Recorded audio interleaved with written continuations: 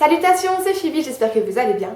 Aujourd'hui, je vous retrouve pour la vidéo book haul du mois de juin.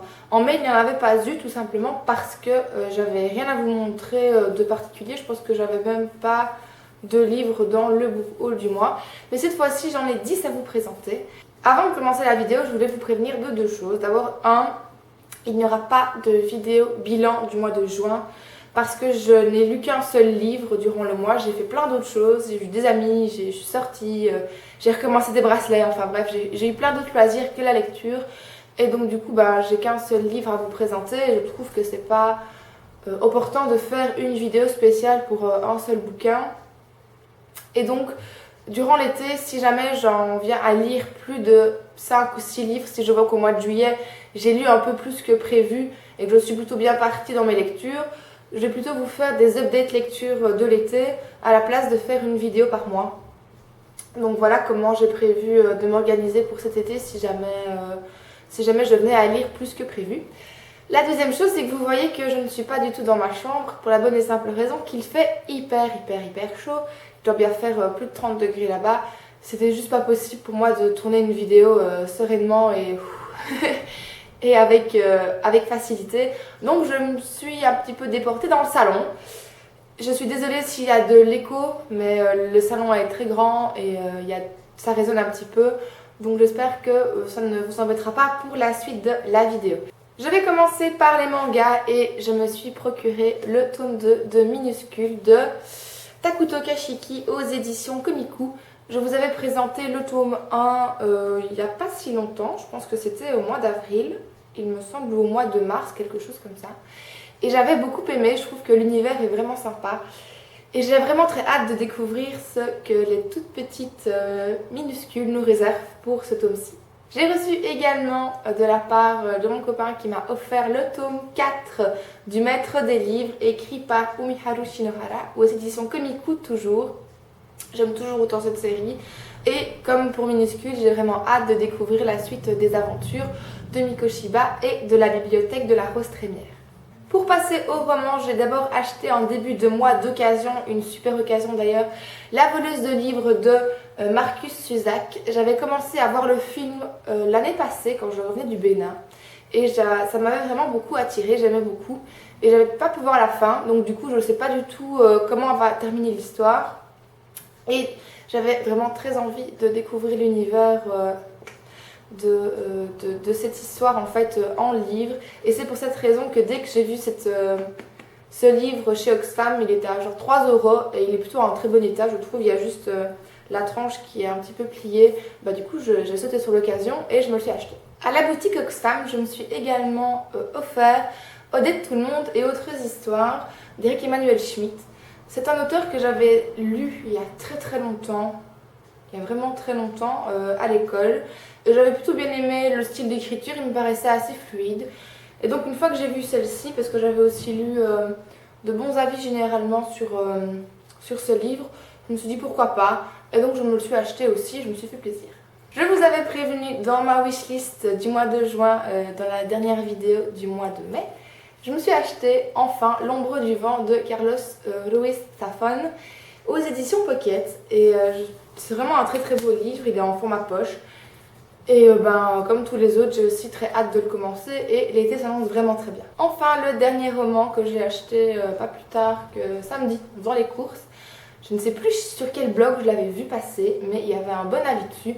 C'est Dieu me déteste de Holly Simon et j'avoue que la couverture y est aussi pour quelque chose. Je trouve qu'elle est vraiment sympa, aux éditions 10-18. Et donc c'est l'histoire d'un garçon qui sait qu'il ne va pas fêter ses 19 ans.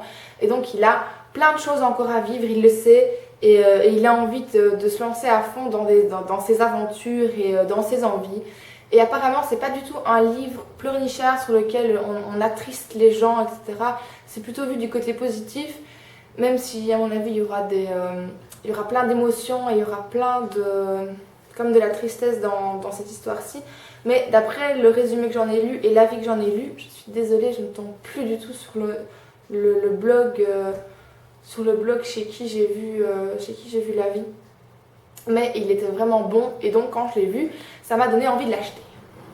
Voilà, c'est tout pour les romans que j'ai achetés. Il y a aussi 3 romans que j'ai récupéré en fait, puisque à l'école on est en fin d'année scolaire et il y avait des grands bacs avec plein de livres dedans et il était marqué servez-vous.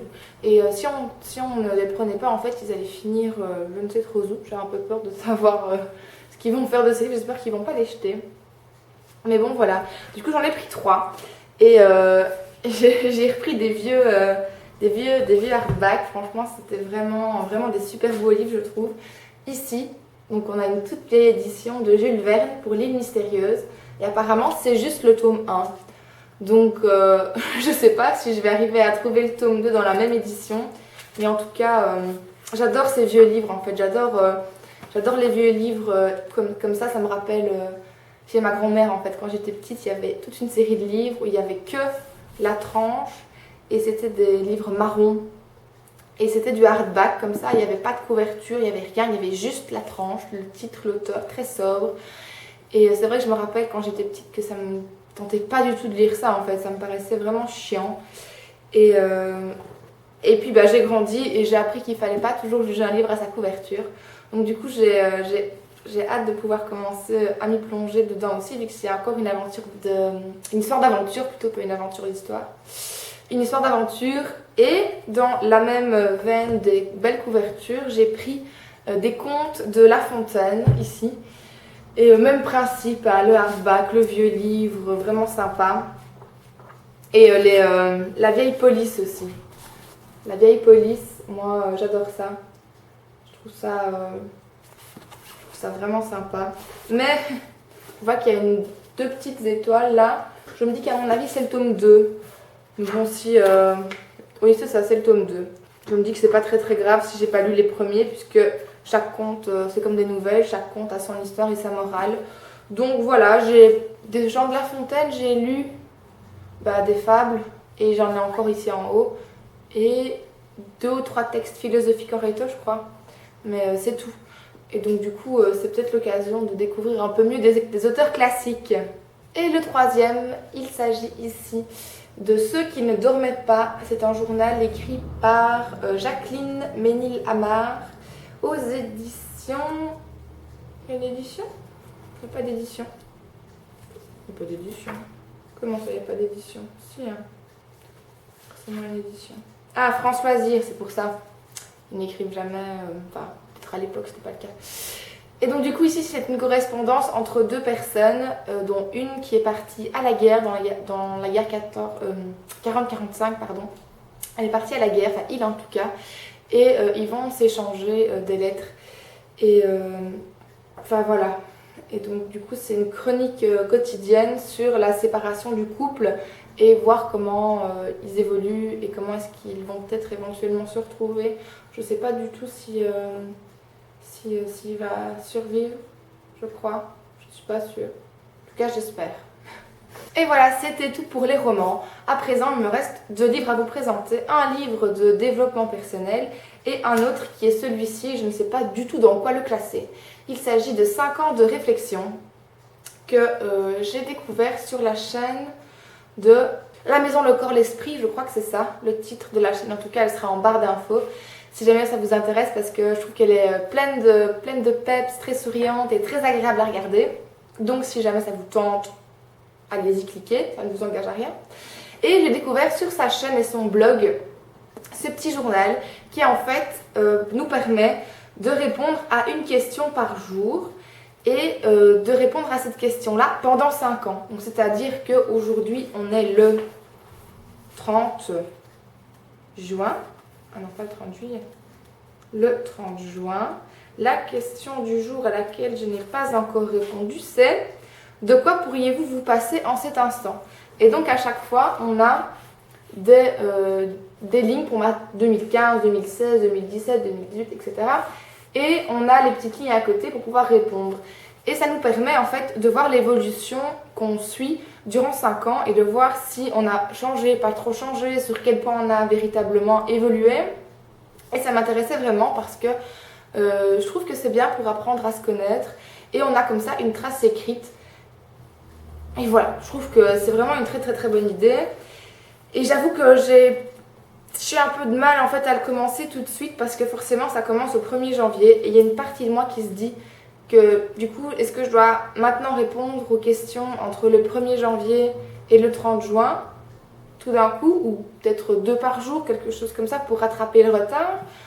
Ou est-ce que j'attends le 1er janvier de l'année prochaine pour pouvoir commencer un 1er janvier? Ou encore, est-ce que je commence au 30 juin ou au 1er juillet et tant pis pour les questions d'avant? Je ne sais pas vous dire. Je me tâte encore. Qu'est-ce que vous feriez à ma place? Dites-le moi parce que j'avoue, je ne sais pas si je dois commencer à écrire dedans ou pas. Et... Oh, une mouche. Et donc, du coup, je ne sais pas si je dois commencer à écrire dedans ou pas. Et ce serait bien que je sache. Je ne sais toujours pas quoi. Et enfin, le dernier livre de ce book haul, c'est L'art de la simplicité de Dominique Leroux aux éditions Psy Marabout, je crois. Poche Marabout Psy. Voilà, Poche Marabout, que j'avais vu passer sur 2 chaînes.